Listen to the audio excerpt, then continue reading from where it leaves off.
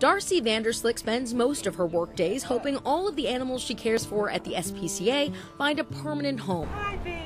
Hopefully we can find homes for them very quick so that we can go out and save more and bring more in. And while some are adopted, she finds herself returning to one very common scenario. We walk through the halls and we see all these empty kennels and we're really elated and we're excited, and then the next day the kennels are full again. As a no-kill shelter, the SPCA is not only about adoption, but also about saving lives. We concentrate on getting pets that are at highest risk of euthanasia that are currently in high intake shelters across the state. So what is life like for animals at the shelter? We try to make their life as much like a home environment here as possible. And they do that by having volunteers that come in every single day and take them for walks, playing outside several times a day. They even litter box train the cats. We spay and neuter them, we vaccinate them, microchip them. And SPCA Development Director Mondi Lamb says having the animals spayed and neutered is very important. Because it prevents companion animal euthanasia. And something that people don't realize is that euthanasia in animal shelters is the leading cause of death for dogs and cats. It's a very simple surgery. We have it down to a science. We use so many human-grade medical supplies, the same gas that they use for babies in the hospital. It's a very simple procedure. The pet is usually up and around the very next day.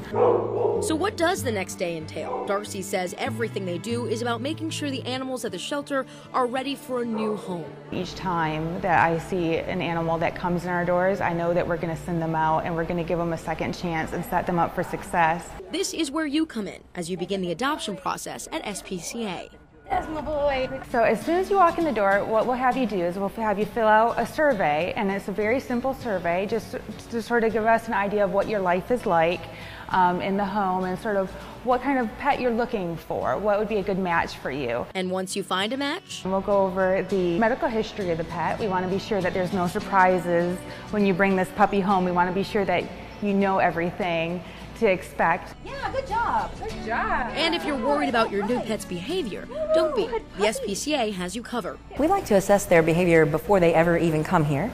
So if there's something that's really glaring, we can catch it kind of on the front end.